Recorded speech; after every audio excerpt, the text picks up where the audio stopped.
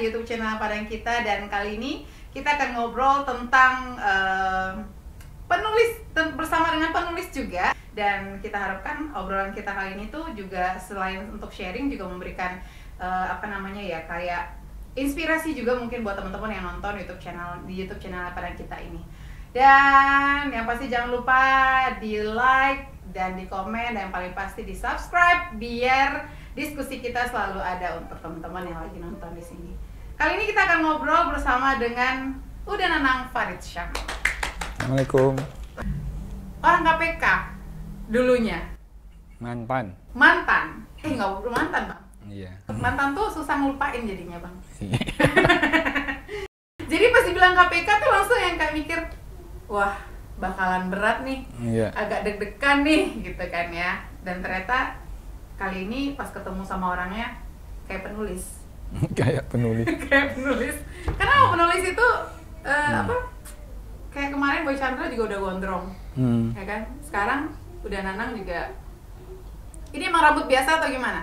Asli ini. Enggak, maksudnya emang biasa sehari-hari rambutnya kayak penulis gini? Ya, sebisanya seperti itu. Udah Nanang ini asli Sumatera Barat, asli Ampe-Angke Canduang. Yes. Kemudian tahun berapa ke Jakarta? Saya tamat SMA 94, jadi nggak ikut UMPTN namanya dulu. Dulu sebelum UMPTN kan namanya Sepenmaru. Jadi seperti orang Minang kebanyakan merantau ya. Kita pernah baca buku Merantau ya. Kayaknya seru ini merantau ya. Ya, kita bertekad ya mencari penghidupan di ibu kota itu. Berangkat ya nggak ada tujuan sebenarnya. Jadi naik mobil legendaris seperti itu, ANS. Harus sebut nama karena itu legend ya. Iya, benar-benar. Sampai Jakarta 2 hari 3 malam ya. Ya. Sampai di pool ketiduran. Ketiduran di pool, pagi-pagi dibangunin sama kenek. Pak udah nyampe Jakarta, kira gitulah kalau bahasa sekarang ya. Bangun, ya kita nggak tahu mau kemana. Ya namanya orang Padang ya, ketemu di pool ANS ya pasti ketemu orang Padang kan. Iya. Alhamdulillah ketemu teman ya, dia nanya, singkat cerita agendanya apa ya. Kita ketemu kemudian berselang 1 hari saya sempat nginap di situ 1 malam. Nah kemudian ketemu, dulu saya pernah bekerja di Pasaraya Padang. Saudaranya punya toko dan percetakan di Ben Hill waktu itu. Nah jadi dulu kan belum ada HP kan. Kemudian kita dapat nomor telepon, kemudian cari wartel, nelpon ya. Yaudah Nanang sini aja tempat Uda gitu. Yaudah pergi tempat. Yaudah, disitulah memulai karir sebagai perantau itu. Jadi setelah terdampar sehari di pool ANS, ya, kemudian berangkat ke percetakan yang di bawahnya itu toko buku, di atasnya percetakan. Nah, disitulah mulai meniti karir sebagai perantau. Jadi perantau itu karir loh, jangan salah-salah. Tapi berarti di saat apakah di tahun itu juga langsung berteman dengan dunia buku-buku dan penulisan, atau emang? Ya karena saya bekerja di toko buku, di atasnya percetakan, sehari-hari pasti. Berarti di situ ya titik awalnya? Oh enggak juga. Jadi waktu kecil di Padang, bapak saya itu kepala perpustakaan. Nah jadi waktu kecil ya lahir di perpustakaan lah dalam tanda petik ya. Bahkan buku bacaan pertama yang saya baca tuntas itu dari penjara ke penjara. Berat ya? Ini. Oke, siap. Walaupun saya waktu itu nggak ngerti apa yang saya baca, tapi bacaan pertamanya itu yang saya baca sampai tuntas gitu. Ya, anak usia ya 7 sampai 8 tahun waktu itu ya mungkin nggak ngerti siapa isinya, tapi saya nyaman aja bacanya gitu. Nah, sejak itulah kecintaan baca buku tumbuh. Nah, kemudian karirnya Uda Nanang ini sampai ke KPK. Pada akhirnya. Ya. Berapa tahun? 15 tahun. 15 Pas. Tahun. Berarti itu di tahun 2005. 2005. Berakhir 2020. Baru banget ya? Ya. Fresh graduated. Alhamdulillah. Graduated. Kenapa memutuskan selesai 15 tahun? Ini biar narasinya sama ya. Jadi ketika ditanya teman-teman media di Jakarta, saya jawab saya udah finish. Ya itu jawabannya. Finish. Kalau udah finish kan udah selesai. Tapi nggak ada, maksudnya kayak orang kan sometimes nyari alasan. Untuk apa alasan? Meyakinkan. Ya nggak ada juga nahan kan? Nggak ada yang nahan. Iya. Serius? Serius. Nggak, maksudnya kayak udah Nanang pengen resign mungkin karena mau fokus ke sini. Pengen resign mungkin ada yang ke tempat yang lebih baik seperti ini atau apa gitu. Jadi gini, perjalanan hidup kita itu kan kita yang mendesain. Dan saya termasuk orang yang nggak punya ambisi apa-apa dalam tanda petik ya. Punya cita-cita ya, tapi nggak ambisius gitu. Artinya saya harus begini, enggak. Nah dulu di zaman kuliah di Mapala, ibaratnya kalau mau naik gunung, saya hanya melihat puncak, tapi saya nggak tahu puncak itu bisa dicapai dalam berapa lama. Dengan kekuatan sekarang kita butuh waktu berapa hari untuk sampai sana. Tapi saya pengen ke puncak gitu. Nah tapi setelah sampai di puncak ya pengen turun lagi. Ibaratnya gitu, udah. Oke. Tapi selama 15 tahun itu ada hasilnya ya? Secara fisik itu ini? Ya, alhamdulillah. Ya, paling tidak ada hasil ya. Kan pengen ngatain gitu kan? Aduh. Enggak lah, maksudnya kayak tapi bagus gitu kan. Jadi ada, maksudnya gini, orang akan berhasil kalau misalnya kayak ada bukti fisiknya. Kayak maksud kakak gini, misalnya kita di satu bidang terus udah berapa tahun, ternyata udah nggak ada sesuatu yang ditinggalkan atau nggak ada sesuatu yang berbentuk seperti itu. Ya kan orang bilang ada hasilnya juga kan? Ya pasti ada lah. Masa 15 tahun cuma buku doang? Iya, hasil yang lainnya, maksudnya hasil yang bisa ini berguna untuk generasi Ini ada cerita juga di balik buku ini. Jadi kami waktu di KPK dulu, salah satu tools komunikasi di internal itu kan medianya email. Okay. Nah, jadi saya termasuk orang yang kalau sedang berada di depan komputer, saya pasti nulis. Nah, nulis itu macam-macam. Nah, cuman saya selalu kalau nulis itu saya kasih judul. Nah, seperti apa? Ya, misalnya di situ coba ada momentum ya. Nah, coba pilih aja salah satu judul. Saya bisa cerita tuh tentang apa. Saya pilih salah satu. Oh ya, bukunya ini judulnya emang The Email, Mengeja Gelisah Merangkai Asa dari Nanang Farid Syam. Oke, saya mau coba tes satu. Ini dari tadi bukain terus. Di 2 kali kebuka langsung ini. Gladiator, Pandawa atau Manusia Setengah Dewa. Itu momentum ketika akan ada proses pemilihan pimpinan KPK. Nah, jadi waktu itu pemilihan era ketiga yang akhirnya terpilih waktu itu Pak Abraham Samad, kemudian Pak Bambang Wijoyanto, Pak Busromo Kodas, Pak Haryono Umar, dan satu lagi siapa ya, lupa saya. Pokoknya itulah. Iya. Tapi saya ingin mengatakan dalam peristiwa itu bahwa KPK itu dalam tanda petik sedang mencari seorang gladiator petarung. Nah, tapi kita juga tidak sedang mencari dewa gitu yang serba benar, orang seperti malaikat gitu. Yang kita cari adalah orang yang memang ingin bertarung, meningkatkan pride-nya sebagai pemimpin. Nah, kemudian saya analogikan kalau gladiator itu kan dia bertarung di sebuah arena. Katakanlah arenanya itu kalau bayangan saya, kalau KPK itu kan arenanya itu kan wilayah Indonesia ini kan yang begitu luas.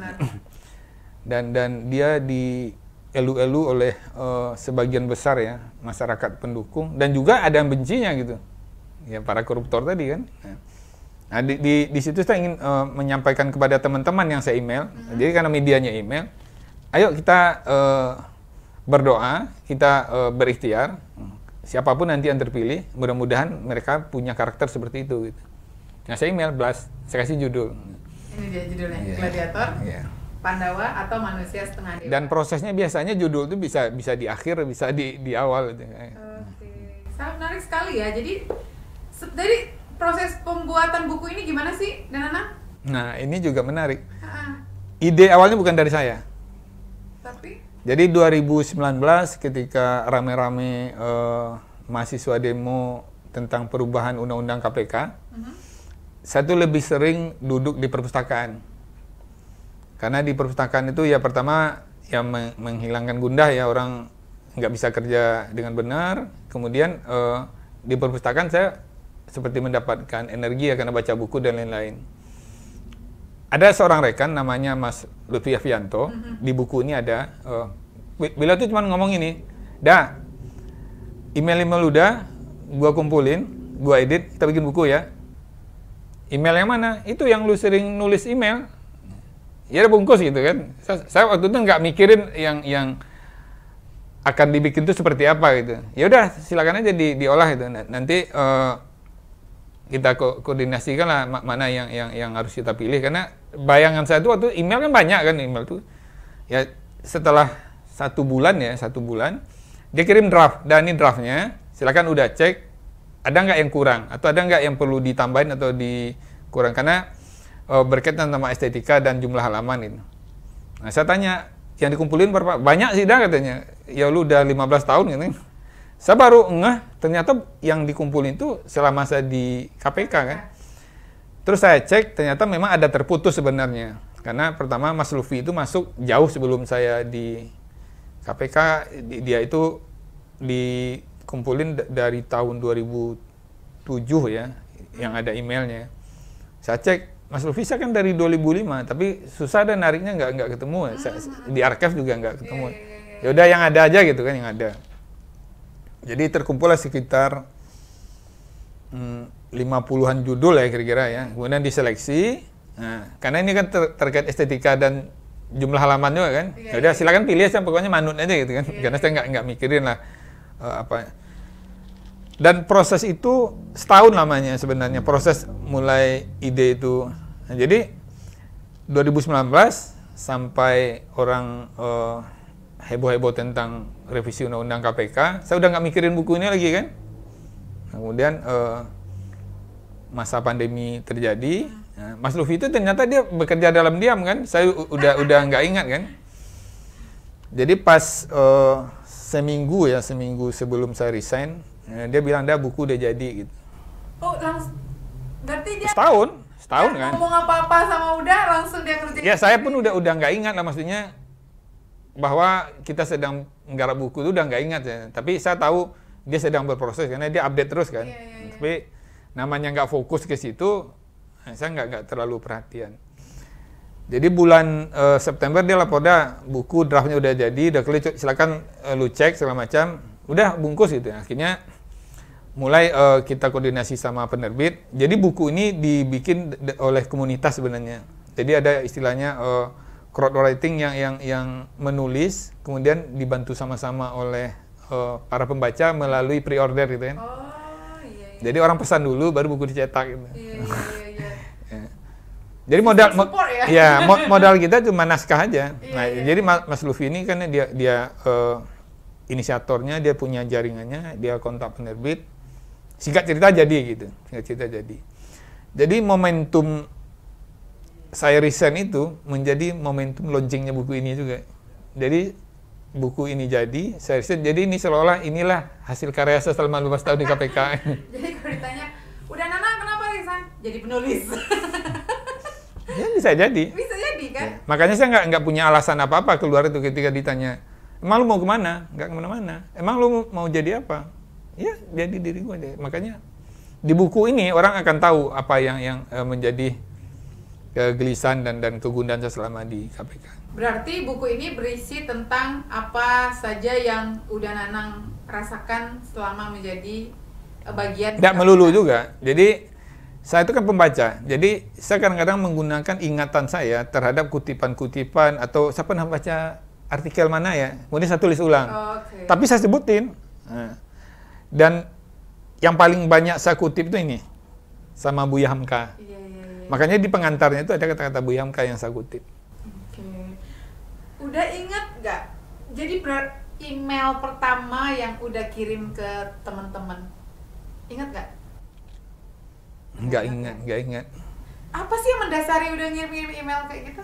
Jadi gini, karena di KPK itu orang kan dalam tanda petik ya sibuk sama urusan masing-masing. Jadi kami dulu satu ruangan pertama itu bertiga. Yang bertiga itu dikasih laptop, ya udah kerja masing-masing gitu. Nah, kadang-kadang kita komunikasinya bercanda-bercanda tuh pakai email gitu kan. Nah, tapi seringkali saya menggunakan email itu untuk momen tertentu. Misalnya katakanlah 17 Agustus. Nah, saya dulu kan kalau ke kantor suka jalan kaki. Karena 17 Agustus kan hari libur kan. Saya manfaatkan pulangnya. Besoknya saya tulis email. Perjalanan saya pulang tuh saya ngeliat apa gitu. Saya cerita tentang istana, kemudian tidak jauh dari istana tuh ring 1 ada masyarakat miskin yang di hari kemerdekaan kesekian. Ada di situ, ada beberapa kali momen kemerdekaan saya tulis di situ. Nah, jadi saya ingin mengatakan gini, yang berantas korupsi itu penting itu buktinya masih ada orang miskin gitu. Iya, benar. Nah, jadi di dalam itu ada motivasi, ada cerita-cerita anekdot, ada cerita-cerita yang sebenarnya penting nggak penting sih. Yang penting saya ingin menyampaikan apa yang saya lihat gitu. Di buku ini, apa yang momentum yang paling favorit atau paling udah Nanang jagokan banget? Walaupun semuanya pasti punya ini sendiri ya, cerita masing-masing. Tapi ada nggak yang paling favorit dari buku ini? Momentum yang bagian mana? Jadi saya kan ketika pindah ke Depok, saya sebelumnya tinggal di rumah mertua. Pindah ke Depok, ya transportasi yang paling mumpuni waktu itu kereta. Jadi pulang pergi naik kereta, dan perjalanan di kereta itu juga menjadi puisi-puisi yang ada di dalam buku itu. Nah, kemudian yang paling berkesan di saya adalah ketika terjadi demo besar-besaran menolak revisi undang-undang KPK.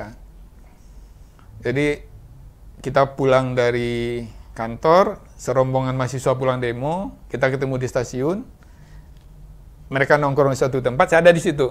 Karena kan stasiun ya, di peron itu kan orang bisa duduk di mana aja, berdiri di mana aja. Ada dialog-dialog yang saya nggak sengaja mendengarkan gitu, nguping kira-kira gitu. Karena mereka ngomong bebas kan di ruang terbuka. Dan dialognya itu membuat hati saya itu terguncang gitu. Ini biar dramatik ya. Mereka berdialog gini, mereka menganggap apa yang mereka lakukan itu sesuatu yang heroik. Dan saya amin kan. Dan mereka bangga baju alma maternya tuh kotor, dan bahkan ada di beberapa bagian tuh mungkin kena darah tuh kena apa ya. Dan cerita mereka yang heroik yang saya dengar itu membuat air mata saya meleleh sepanjang perjalanan itu. Nah, dan itu saya tuliskan besoknya, dan saya kirim ke kawan-kawan di KPK motivasi. Kita nih berjuang seperti mereka gitu, dan kita berjuang untuk mereka gitu, untuk masa depan bangsa. Dan kira-kira bla bla bla yang heroik lah gitu. Jadi di dalam tulisan-tulisan saya itu sebenarnya isinya lebih banyak motivasi diri saya sebenarnya. Tapi hobi saya ngirim email. Itu judulnya apa dah? Di sini? Saya lupa judulnya, merah. Bukan, gas air mata. Iya, gas air mata. Dah. Ada ini nggak? Kan kalau ngirim-ngirim email tuh pasti ada feedback dari teman-teman yang dikirimin itu apa aja? Macam-macam. Iya, yang paling seru. Yang paling seru. Silakan saya dikeluarkan dari grup email ini. Karena dia menganggap nggak pentingannya terganggu. Tapi tidak sedikit yang japri saya ada. Kok udah nggak nulis lagi? Kami menunggu. Banyak. Dan biasanya kalau tulisan-tulisan itu berkaitan sama momen tertentu ya, kayak saya nulis tuh tentang Anggi. Jadi Angelina Sonda tuh perkaranya udah berlarut-larut tapi belum diproses ya, saya tulis. Iya, Mbak Anggi apa kabar? Nah, iya. Akhirnya jadi pembahasan di tanah KPK. Akhirnya setelah itu kasusnya diselesaikan. Saya tidak tahu apakah gara-gara email itu atau enggak, tapi paling tidak saya memberikan masukan lah ke internal KPK. Ayo, kita tuh berantas korupsi, jangan lalai gitu, jangan main-main gitu. Dah, apa sih harapan Uda dari sebuah buku ini? Kan udah saya bilang tadi, saya tuh nggak ada ambisi apa-apa, nggak ingat ini akan menjadi sesuatu yang monumental ya untuk seorang Nanang gitu. Buku bagi saya adalah lebih tajam dari senjata manapun gitu, buku ya. Nah, kan saya juga bercerita saya lahir di perpustakaan gitu. Kemudian buku ini lahir di perpustakaan juga kan, gara-gara ide Mas Lutfi tadi. Tapi saya ingin mengatakan gini, sejarah itu harus ditulis. Karena kita tidak tahu siapa yang akan membaca sejarah itu kalau nggak kita tulis. Nanang kalau tidak menceritakan 15 tahun di KPK itu dalam bentuk tulisan, cerita 15 tahun hanya milik Nanang. Tapi baca tulisan ini Nanang nggak ada, orang bisa baca sampai kapan. Iya, ini akan menjadi bukti sejarah udah Nanang Farid Syam. Bukan, di dalam ini bukan sejarah Nanang Farid Syam, sejarah pemberantasan korupsi. Karena saya nggak ada satupun menulis tentang saya di situ, kecuali biodata ya. Iya. Jadi nggak menulis tentang Nanang di situ. Iya, sejarah yang dihasilkan oleh Nanang. Nah, iya. Bener, agak susah.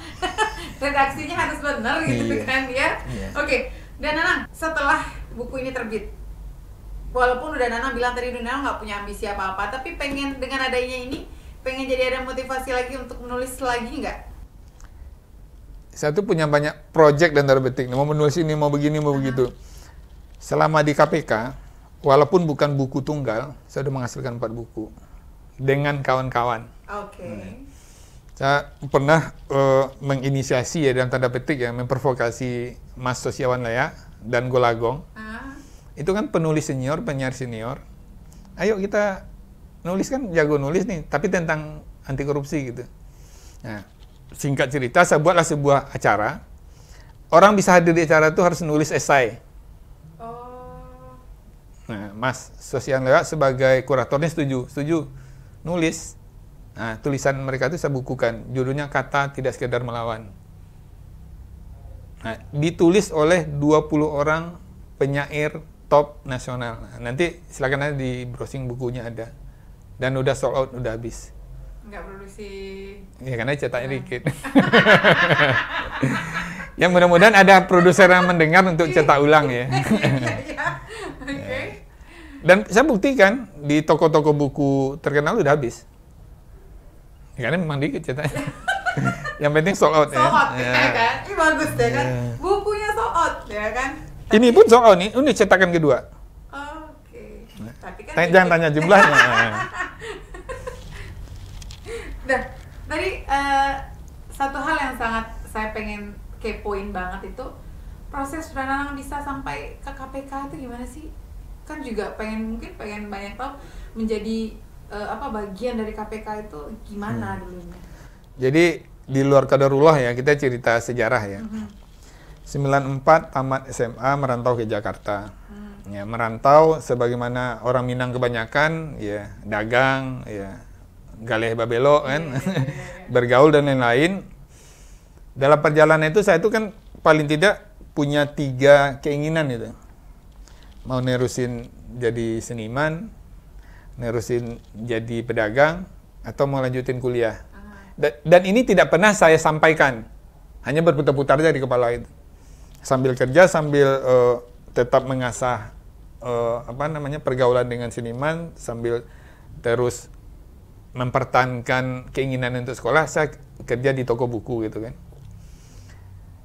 Tahun 95 UMPTN dibuka, saya lapor ke bos, kemudian minta izin ikut tes tanpa belajar nih. Dan singkat cerita lulus di Universitas Andalas ya. Pulang kampung. Nah, pulang kampung ya. Panjang lagi ceritanya. 15 semester kuliah nih. Saking mencintai kampus nih. 7,5 tahun. Kenapa 7,5 tahun? Nah, ini unik. Jadi ada 2 semester saya itu lupa daftar ulang. Akhirnya dihitung dan nilai saya nggak masuk. Kenapa sampai lupa? Ya, karena nggak mikirin kali. Kok lupa daftar ulang? Jadi ya itu tadi. Karena gini kan, dulu polanya kan harus isi SKS, kemudian daftar ulang gitu ya. Jadi saya selama proses kuliah sebagai mahasiswa antropologi itu, saya aktif di Mapala, kemudian juga di organisasi di luar ya, panjat tebing ya, sempat jadi atlet, walaupun nggak pernah juara ya, tapi kemana-mana saya ngaku atlet panjat tebing gitu. Hanya untuk menunjukkan bahwa saya itu aktif ya.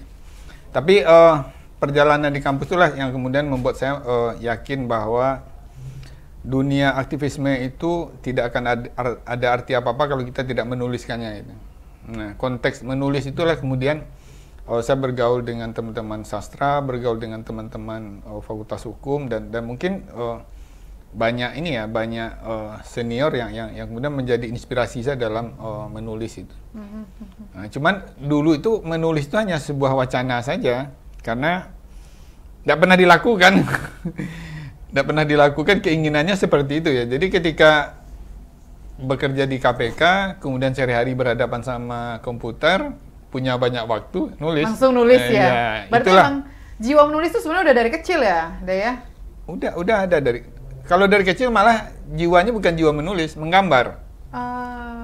Jadi kalau ketemu orang, saya menggambar. Ketemu orang saya gambar. Ketemu orang saya gambar. Bahkan teman-teman di kampus yang angkatan itu pasti hafal betul. Kalau dia melihat catatan saya, isinya bukan catatan. Tapi gambar. Gambar. Dan saya menggambar apa yang dikatakan oleh dosen, apa yang dikatakan oleh guru. Gitu. Contohnya? Ya kalau misalnya kuliah tentang evolusi manusia, saya tulis gambar tentang evolusi manusia dengan berbagai karakter. Jadi buku itu isinya gambar. Jadi sempat punya pemikiran bahwa 7,5 tahun ini malah karena udah tuh... Jangan itunya dibahas, Bu. Enggak, maksudnya sibuk karena kayak kan ada juga nih teman-teman ini termasuk juga lama banget nih di kampus ya kan ya, sibuk di UKM ya kan ya, tapi ternyata ada hal-hal lain yang menambah portofolio udah Nanang di kehidupannya. Ya bisa jadi juga karena pada waktu itu tidak ada aturan yang harus membuat kita jadi cepat ya. Bisa juga karena kelalaian ya, dan saya juga menyadari teman-teman yang cepat tamat juga banyak, bahkan ada yang di bawah 4 tahun kan. Dan Nanang, kita tinggalkan 7,5 tahun ini. Alhamdulillah. kayaknya jadi agak terlalu lama kita membahasnya, nanti yang ada tuh nanti ada scene termehek nanti ya kan ya. Kita bikin buku ntar. Iya, 7,5 tahun. Kayaknya momen-momen ini kalau seandainya sebenarnya momen kehidupan ini kalau dimanfaatkan bisa jadi buku ya. Ini anak-anak ada ini nggak? Punya jiwa-jiwa kayak seniman atau penulis kayak udah Nanang nih juga? Yang saya lihat ketiga anak saya tuh Putih yang pertama sekarang kelas 1 SMA, Ali sekarang kelas 2 SMP, adiknya kelas 2 SD. Mereka punya bakat menggambar. Menggambar. Saya juga punya bakat menggambar. Menggambar masa depan. Dan Nanang, kita ngomongin sedikit tentang masa kecil nih, ya kan ya. Berarti besar dan lahirnya di Padang. Padang. Di Padang. Makanya Padang kita kan? Oh iya. Luar biasa ya relasinya. Berarti di Ampe-Angke itu berarti orang tua, di Candong itu orang tua. Kalau kita orang Minang ditanya kampung, pasti punya kampung kan? Iya. Nah, saya di mana-mana selalu membanggakan Ampe-Angke. Karena ibu saya lahir di situ. Oke, berarti kampung ibu ya? Kampung ibu, kita orang Minang. Iya, benar-benar. Bapak Payakumbuh dan saya lahir di Padang. Padang. Berarti kecil sampai besar di Padang. Sampai kuliah di Padang. Sampai kuliah di Padang. Itu dia. Jadi udah Nanang Farid Syam, penulis The Email, mengeja gelisah, merangkai asa. Ini berarti udah nggak bisa lagi di pre-order? Bisa, kalau banyak kan kita tinggal pesan ke penerbit kan. Oke. Berarti mungkin untuk yang... Nah, ini dan Nanang aktif di sosial media juga nggak sih? Ada. Ada forum-forum juga, ikut-ikut yang forum-forum penulis ini juga? Saya ikut banyak forum, karena saya memang hobi berteman. Saya ikut forum sastra, saya ikut forum sejarah, saya ikut komunitas puisi menolak korupsi ya, yang tadi saya cerita dengan Mas Gulagong dan Sosiawan Lea. Saya ikut juga KMB ya, komunitas menulis yang ada di Facebook, dan saya intinya senang membaca. Ya kadang menulis status itu ya sebenarnya menulis apa yang saya lihat dan saya dengar di dalam kehidupan nyata gitu. Oke. Respon yang paling yang paling menarik yang Bang Nanang udah Nanang terima terkait buku ini dari pembaca ataupun dari teman-teman, apa sih dah? Di dalam itu kan memang ada secara khusus saya minta testimoni ya. Tapi saya sebenarnya tidak sedang ingin dipuja-puji, tapi teman-teman itu yang ditulis itu kan daya ingatnya kepada saya. Iya. Padahal saya pengen yang ditulis itu tentang buku gitu ya. Nah, tapi bagi saya tentu apapun lah apresiasi teman-teman, yang paling menarik itu ketika mereka mengapresiasi di media sosial itu. Yang diapresiasi itu bukan bukunya, tapi sejarah mereka pernah bertemu saya, pernah kenal saya di forum atau pernah kenal saya dalam suatu kegiatan gitu. Dan itu bagi saya adalah sebuah energi yang membuat saya jadi semakin semangat untuk hidup ini. Kalau seandainya kita ada yang nanya, coba terangkan seorang Nanang Farid Syam dalam 3 kata. Dan Nanang tuh melihat udah sebagai seperti apa? Cepat, lanjut, terus bergerak. Cepat, lanjut, terus bergerak. Move terus ya. Iya. Makanya saya resign itu nggak pergi mikir. Dan resign di dalam momen ulang tahun malah. Ulang tahun udah? Iya. Luar biasa ya. Jadi, benar-benar cepat ya. Saya ciptakan momentum itu sendiri udah. Kita tuh bisa menciptakan momentum kita sendiri udah. Oke. Dan semoga momentum yang udah ambil ini benar-benar emang membuat lanjut lebih cepat lagi ya. Sekarang gini, hidup tuh yang menentukan siapa? Hidup kita ya kita. Kita. Tuhan merestui apa yang kita lakukan. Oke. Dan Nanang, ini buat teman-teman ya. Mungkin teman-teman di yang lagi nonton YouTube ini juga mungkin ada yang kayak dalam fase yang kayak kita ngelihat Nanang tuh kayak spontan, nggak spontan cuman kayak ngambil sesuatu secara cepat seperti yang udah Nanang bilang tadi. Mungkin ada kayak apa sih ini kayak ya ini bukan kayak motivasi cuma kayak ada orang yang terlalu banyak pertimbangan untuk melakukan sesuatu menurut Nanang, atau ada hal-hal yang mesti diperhatikan di situ? Pertimbangan itu penting, tapi jangan terlalu banyak pertimbangan gitu. Makanya saya dalam banyak hal, saya selalu mengambil kesempatan itu pada momen pertama. Jadi saya tidak pernah menolak tawaran. Kalau hati saya bilang iya, saya ambil. Kalau enggak gitu. Jadi yang saya maksud tidak pernah menolak tawaran itu ketika hati saya mengatakan iya, saya ambil gitu. Ketika hati saya mengatakan tidak, saya ambil juga keputusannya. Ya, tapi nggak semua orang bisa punya intuisi yang seyakin itu kan, Dan ya. Luar biasa. Saya ngobrol sama karyawan KPK 15 tahun yang sekarang menjadi penulis. Amin. Walaupun sebenarnya beliau nggak ngomongin, Mbak, kayak saya nggak nulis karena emang bukunya beliau ini, beliau nggak ngerasa jadi penulis karena emang nggak nulis secara intens yang meluangkan langsung waktunya seperti itu, nggak. Tapi ternyata menjadi penulisnya sudah sangat lama sekali, sejak 15 tahun yang lalu. Ini kalau ada Muri mencetak buku dalam 15 tahun ini dia. Ini dia. Buya Hamka di penjara menghasilkan kitab Al-Azhar kan. Saya di KPK menghasilkan kitab ini. Kalau seandainya pengen penasaran sama buku The Email, Mengejar Gelisah Meraka Asani, masih bisa pre-order nggak sih dah? Ya kalau nggak kemana kalau mau pre-order ya? Cek aja medsos saya, Nanang Farid Syam. Oke. Langsung cek Instagram ya? Kalau Instagramnya Sam Nanang. Sam Nanang. Langsung di situ. Kalau seandainya penasaran sekali seperti apa buku 15 tahun yang ditulis, langsung aja bisa langsung main ke Instagramnya Syam Nanang. Dan kalau seandainya ada sosial media lain, pokoknya Nanang Farid Syam.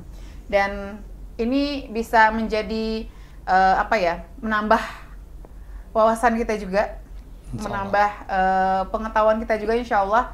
Dan sukses lagi, terus semangat. Dan Nanang, ini ya,